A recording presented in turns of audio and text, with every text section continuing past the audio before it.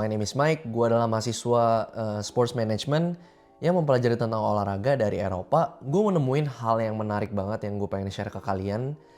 Ini berhubungan dengan apa yang lagi viral di Indonesia. So here we go.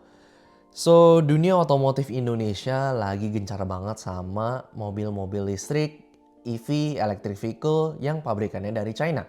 Sebut aja merek kayak Wuling, Chery, dan yang lagi viral yaitu BYD yang menawarkan mobil-mobil listrik dengan price point yang kompetitif, sangat menarik dibanding kompetitornya dari Jepang, dari Eropa, dengan build quality yang nggak main-main.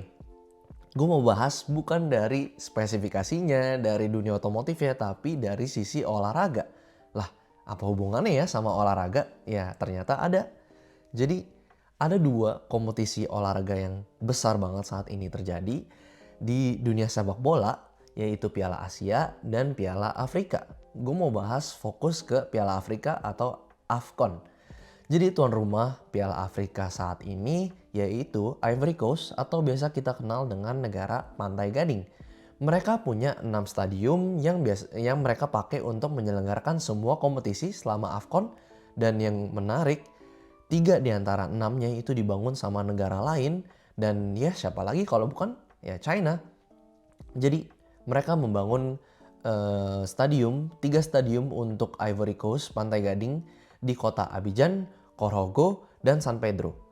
Gue bakal kasih lihat arsitektur dari stadium di Abidjan yang keren banget, very modern, mewakilkan culture Ivory Coast. Dan gue baca-baca dari artikel, gue nemuin kalau misalnya stadium ini ya dibuat dengan harga kurang lebih 330 juta dolar dan dibangun sama Beijing Construction Engineering Group. Jadi China menawarkan membangun stadium ini dengan free atau gratis secara cuma-cuma. Tapi apakah iya gratis? Jadi setelah gue telusurin, tentu aja ada kerjasama di balik itu. Ada pertukaran, ada ekspor impor yang terjadi. Dan ya kita tahu benua Afrika itu kaya sama sumber daya alam, natural resources, mineral resources. Dan setelah gue cek-cek lagi ternyata Ivory Coast itu negara kaya guys dalam segi sumber daya mineralnya. Dan bukti beberapa berita yang gue baca ini recently ekspor mereka naik. Mereka ekspor banyak ikan ke China dan mereka juga mengekspor banyak mineral resources kayak oil, gold, emas, bauksit, manganis, dan kobalt.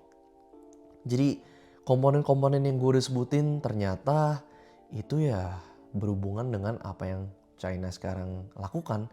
Komponen-komponen tersebut, mineral resources itu ya mereka bisa pakai buat bikin komponen-komponen mobil listrik, baterai, hardware-hardwarenya, mesin-mesinnya, and ya ini semua sangat berhubungan. China membangun stadium secara free ke Afrika, negaranya Ivory Coast, dan Ivory Coast memberikan mengekspor barang-barang tambang mereka ke China. So ya ini adalah pertukaran hubungan bilateral yang dilakukan dengan media ya olahraga Piala Afrika AFCON. Di sini kita lihat gimana cara negara-negara di luar sana, negara-negara beraktivitas, berpolitik, bekerja sama di bidang olahraga. Kita semua suka olahraga, kita semua suka nonton bola, dan olahraga apapun itu nggak cuma sepak bola, tapi ternyata kalau misalnya kita tarik gambar yang lebih luas, kita lihat dari jauh, ternyata banyak banget hal-hal yang terjadi beyond football, more than sports.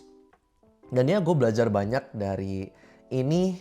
So hubungan politik antar negara, politik tidak bisa dipisahkan dari sepak bola, dari olahraga-olahraga juga.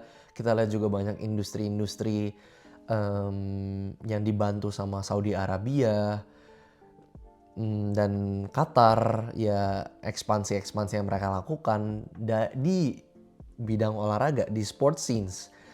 Jadi kita melihat dari kasus China dan Ivory Coast, kalau bisa dibilang China mengeksploitasi Ivory Coast, apakah iya? Ya itu balik lagi ke kalian, balik lagi ke apa yang orang pikirkan, tapi kita juga harus lihat dari sisi Ivory Coast-nya. Dalam segi pembangunan, konstruksi, mereka juga dibantu sama China, digerakkan juga ekonominya, dibangunin fasilitas-fasilitas kayak ya, contohnya stadium-stadium ini yang sangat advance yang mungkin mereka nggak bisa bangun tanpa bantuan China. Jadi ya this big picture perspektif yang harus kita lihat adalah gimana cara negara-negara ini berpolitik dengan melalui olahraga ya untuk menggerakkan ekonomi dunia, untuk bikin semuanya works gitu. Dan ya sepak bola is very hot subject di sini. Banyak yang berinvestasi lewat olahraga untuk ya menggerakkan ekonomi di seluruh dunia. So that's all for me. Semoga kalian bisa teredukasi, bisa terinspirasi dari cerita-cerita ini yang bisa gue dapetin karena gue dapet banyak informasi setelah gue pindah ke Eropa untuk studi di sini. Ya semoga bermanfaat buat kalian. Boleh banget diskusi, share pendapat kalian, komen, like, dan subscribe juga. I'll see you guys in the next video.